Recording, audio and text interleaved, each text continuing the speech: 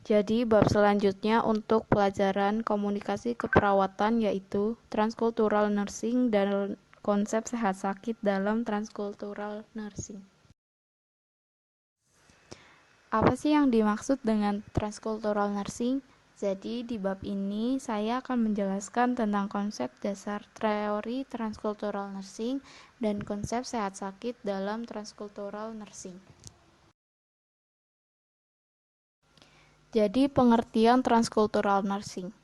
Transkultural sendiri artinya lintas budaya, sedangkan budaya adalah ciri khas suatu kelompok yang membedakan antara kelompok yang satu dengan yang lain.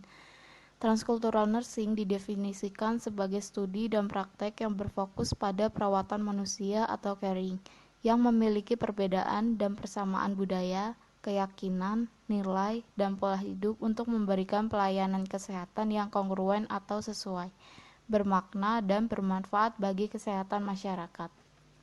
Jadi dalam definisi tersebut kita bisa menyimpulkan bahwa setiap pelayanan kesehatan kita harus menghargai budaya yang dianut oleh pasien tersebut.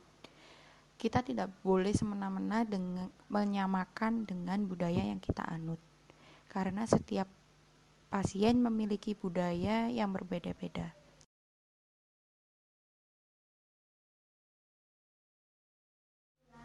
Selanjutnya adalah tujuan transkultural nursing. Yang pertama, membantu individu atau keluarga dengan budaya yang berbeda-beda untuk mampu memahami kebutuhannya terhadap asuhan keperawatan dan kesehatan. Yang kedua, membantu perawat dalam mengambil keputusan selama pemberian asuhan keperawatan pada individu atau keluarga melalui pengkajian gaya hidup, keyakinan tentang kesehatan dan praktik kesehatan klien.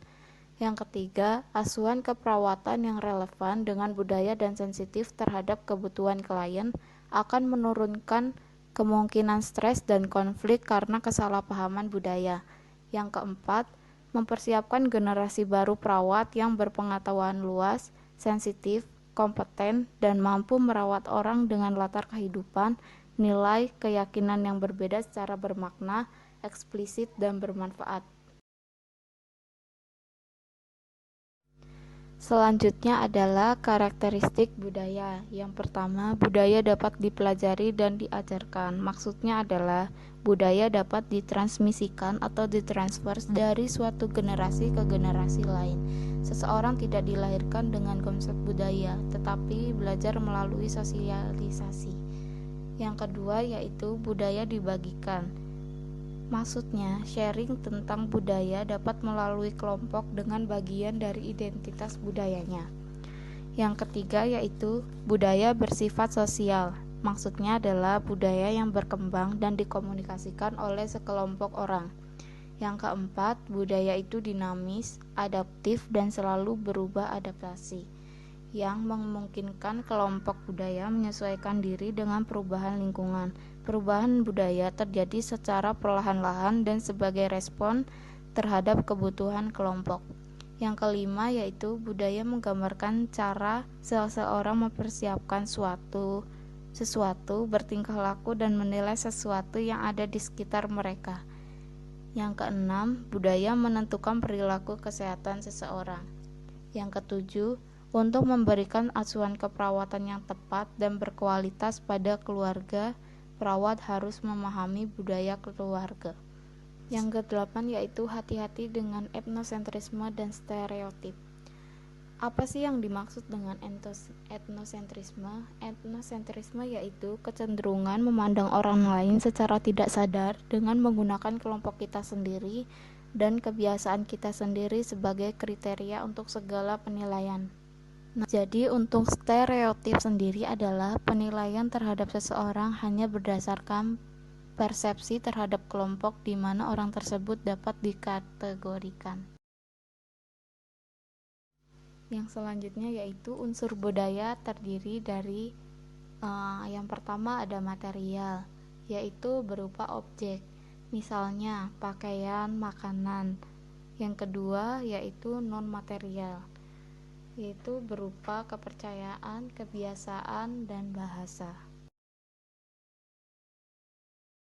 Yang selanjutnya itu what is culture. Yang pertama language atau bahasa, yaitu kita harus bisa memakai bahasa yang dimengerti oleh si pasien tersebut.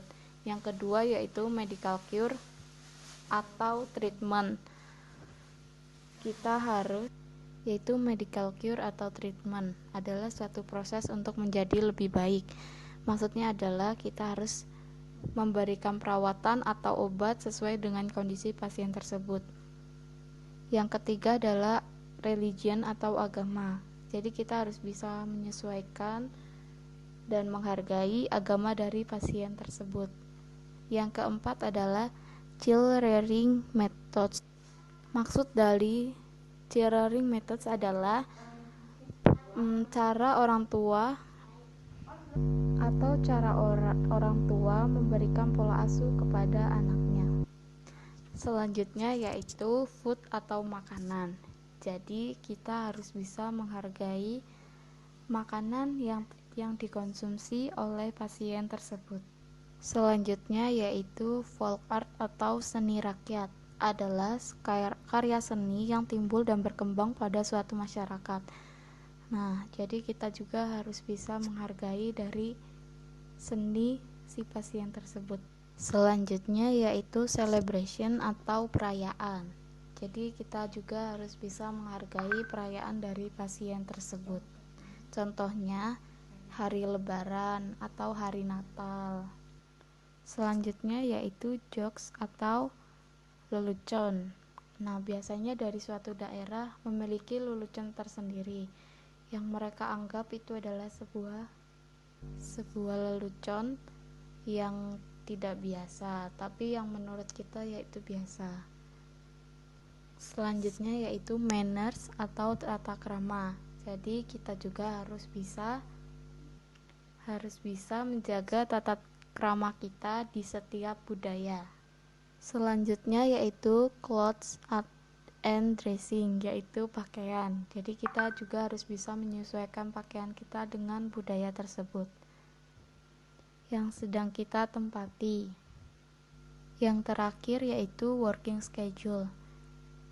Jadi itu adalah jadwal pekerjaannya.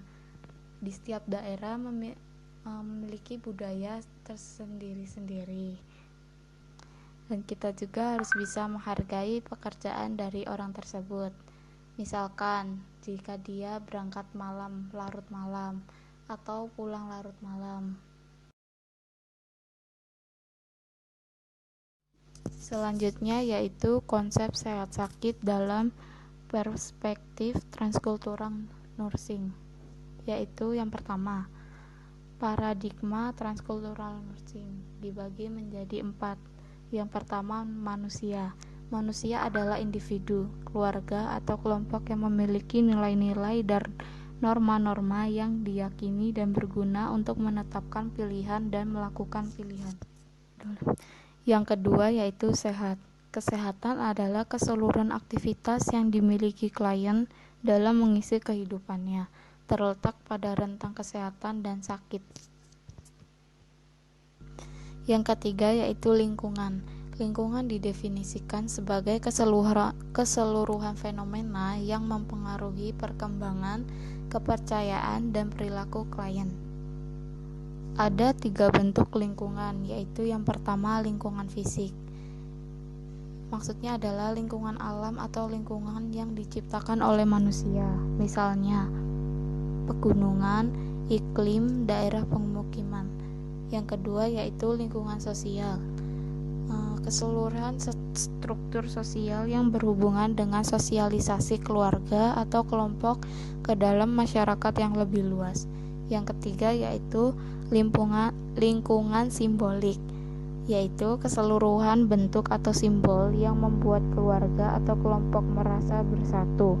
Misalnya musik, seni, riwayat hidup, bahasa atau atribut yang digunakan. Yang terakhir yaitu keperawatan. Asuhan keperawatan adalah suatu proses atau rangkaian kegiatan pada praktik keperawatan yang diberikan kepada klien sesuai dengan latar belakang budayanya.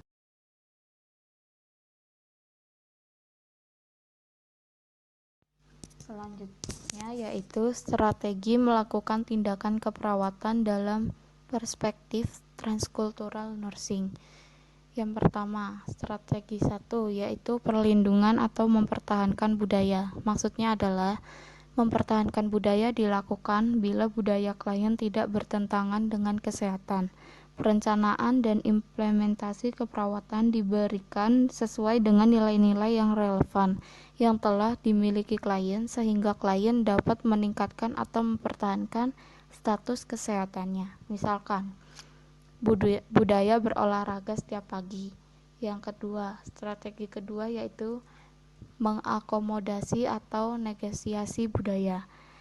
Intervensi dan implementasi keperawatan pada tahap ini dilakukan untuk membantu klien beradaptasi terhadap budaya tertentu yang lebih menguntungkan kesehatan. Perawat membantu klien agar dapat memilih dan menentukan budaya lain yang lebih mendukung peningkatan kesehatan. Misalnya, klien sedang hamil, mempunyai pantang makan yang berbau amis. Makan ikan dapat diganti dengan sumber protein hewani yang lain. Yang ketiga, strategi 3 yaitu mengubah atau mengganti budaya klien. Restrukturisasi budaya klien dilakukan bila budaya yang dimiliki merugikan status kesehatan. Perawat berupaya merestrukturisasi gaya hidup klien yang biasanya merokok menjadi tidak merokok. Pola rencana hidup yang dipilih biasanya yang lebih menguntungkan dan sesuai dengan keyakinan yang dianut. Selanjutnya yaitu pendekatan dalam melakukan tindakan keperawatan pada transkultural nursing. Untuk membina hubungan terapeutik dengan klien yang memiliki latar belakang budaya yang berbeda dengan perawat, maka pendekatan komunikasi yang harus dilakukan adalah yang pertama, meningkatkan kesadaran diri atau self-awareness. Yang kedua yaitu tidak menghakimi atau non-judgmental approach. Yang ketiga, edukasi klien atau client education.